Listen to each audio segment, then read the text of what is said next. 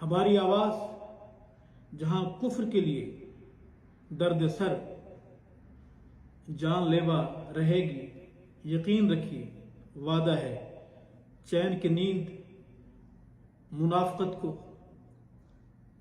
کو بھی نصیب نہیں ہوگی انشاءاللہ۔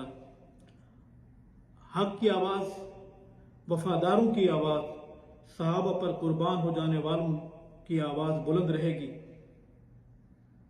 بہت جلد ملاقات ہوگی انشاءاللہ۔ اللہ تعالی ہمیں صحابہ غلامی کے لیے قبول فرمائے۔